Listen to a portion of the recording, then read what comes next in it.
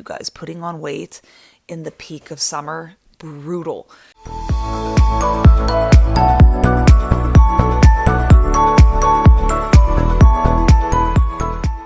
Okay, my house is a mess and I have all three kids home with me right now, so expect interruptions. But it is the 28th of June, and yeah, I have like my weigh-in and my measurements and everything for month end in 2 days, and I haven't recorded anything this month. And it's mostly because I am now fun employed, but it's the summertime and everything. I have my kids home with me 24/7, more or less, because where I live in Sweden, we don't get access to childcare really when you're job seeking. In some areas of Sweden, your kids can go to care as usual 40 hours a week and you can just be full-time job seeking. I am full-time job seeking, but my little area of Sweden is like not a big community, and so tax money is limited, and so are resources, and so I just have to be a job seeker with three kids at home, which is as chaotic as it sounds. It's just been really hard for me to sit down and film anything, and like to stay on topic. This month has been a little bit weird because I had intense anxiety leading up to my last day of work, which was the 11th of June.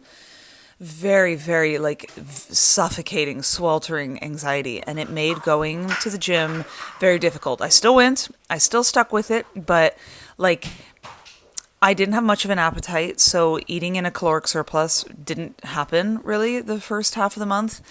And my workouts were like, I was basically just maintaining again. But once I got past my last day of work, the anxiety lifted so much. And like, I got myself registered with my A-kassa and Arbetsförmedlingen and everything like that, which is unemployment. And since then, I have felt such a anxiety release. I am still stressed out about finances and about the whole prospect of finding a job, because so far I haven't even been able to get even an interview. I apply for these jobs, which I'm qualified for, and then a month later I get an email back saying they went with another candidate. So I haven't even been able to get an interview. So that's very stressful. But anyway, staying on topic, workouts and nutrition. So I had a goal for this month, and that was to get my weight above 70 kilo. And I want to talk about that for a minute. I have not weighed in. I don't know where I'm at, but judging by how my clothes are fitting right now, I'm pretty sure I'm above 70 kilo.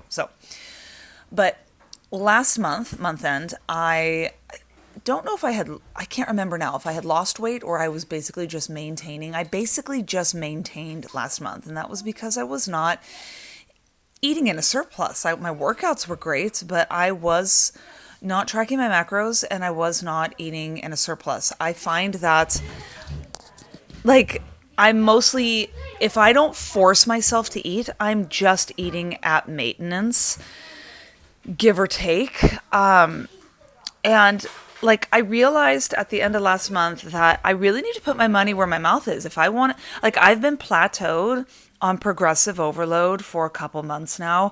I was like packing on the weights, or like every week my lifts were getting more and more difficult, like I was adding on more weight, or I was adding more reps, or I was adding more sets. But then I kind of hit a plateau where I stopped advancing. Like I couldn't get past, I couldn't like increase the weight. I couldn't increase my reps. I was stuck. Okay.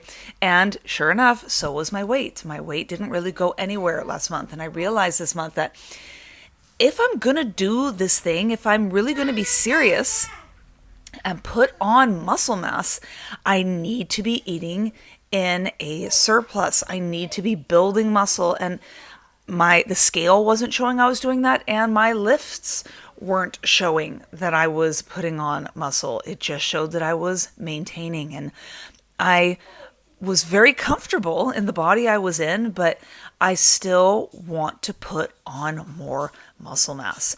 And so I have hit my first bulking roadblock where it's been all fun and games up until now, but now it's like, no, I need to keep being uncomfortable. I have to keep being uncomfortable in the gym. I also have to keep being uncomfortable in the kitchen. And when I was tracking my macros, I was in what I thought was a surplus, but then I spent the first, sorry, there's a fly. I spent the first couple weeks doing weigh-ins just to see what my weight was doing in relation to what my macros were saying I was eating, and my weight was not moving at all. So it turns out that my previous caloric surplus is now my new maintenance. So 2,250, 2,300 calories is now my new maintenance calories. So I've had to bump up to like 2,500, 2,600 calories, somewhere in that ballpark. I'm not tracking macros anymore, but like I figured out previously in this month, like what my diet needs to look like in order to hit those macros, and I have been hitting it. And I'm not gonna lie, like it's been a couple holidays around here. We had midsummer, and my husband also graduated from his university program, so we had like a big party for that and stuff. And I kind of dirty bulked on those days. I have had some pizza. I have had like I've gone all in on some of these days. So. And I feel it. I feel big. I feel fluffy. I feel uncomfortable in my clothes. But I recognize that that's what needs to happen. And wouldn't you guys know, this whole week, it's Friday today, this whole week, I have finally been able to bump up my weights. My reps have gone through the roof. And I've started adding on more weight. I have finally been able to progressively overload.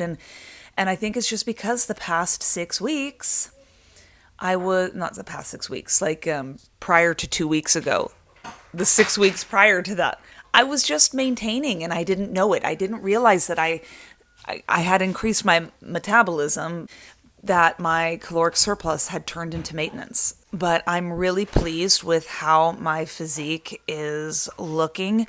I will say, and you will probably see this in the progress pictures that I take, my month-end pictures, which we will do next with my measurements and my weigh-in. I'm fairly certain I'm going to see a noticeable difference in my midsection because I feel it. I'm not I've definitely put on some weight this month, and I feel it. Now, when I flex, I can definitely see the muscle mass there, but I'm starting to put on like enough body fat to the point that it's like I don't think I'm going to see much core definition. And I've flexed in the mirror and I'm noticing that I look very fluffy in my core, my hips, that's sort of where I put my weight on first, which I need to remind myself is good. It means I am doing what I need to do. I am eating more calories than I need. I'm putting on weight. Some of that is muscle, some of that is fat. That's the name of the game. And 5 months in, I'm having to refresh my need to be okay with that. And I need to realize that as each month goes by, it's going to get more and more uncomfortable. So that's where I'm at right now. I just have to remind myself to stick with the plan and for the lack of enjoyment I'm getting in my body, especially now in these hot summer months, like this is going to be brutal, you guys. Putting on weight in the peak of summer, brutal. But for the lack of comfort I'm feeling in my clothes, I have to just continue to celebrate the wins in the gym.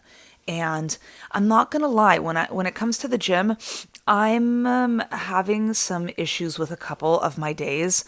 My glutes and hamstrings day, I really despise, and my arms day, I really despise.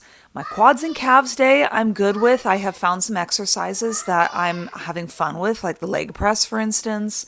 But my glutes and hamstrings day has become a massive drag, and that's because hip thrusts are just not my jam right now. They are so hard, and to go back to my crazy schedule, the only time I get to work out right now is from 10 p.m. to 11:30 p.m. So it's a really long day as it is. I'm going at literally midnight. Like the, you know, I'm just tired. It's taking my body a while to get used to working out at night. I was very much acclimated to having my peak energy at the lunch hour and going then. And it's just really rough for my glutes and hamstrings day because I need so much mental commitment as well as physical to get through those heavy lifts. It's my heaviest day, glutes and hamstrings, my heaviest day. And I'm just not making it. This week was the first week I decided, you know what, this is just not worth it. And I didn't do hip thrusts this week because I just couldn't. I decided to focus on my split squats and isolation work for hamstrings, RDLs and deadlifts, that kind of thing.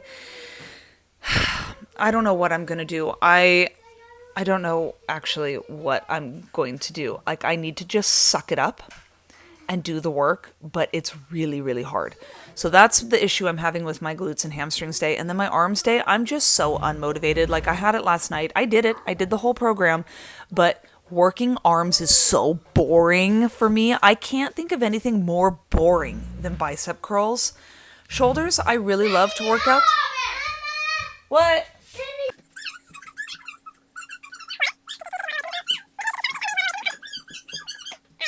I love working shoulders, but I'm having such a bad time with my right shoulder that I'm gonna have to get into therapy for it and see what's going on.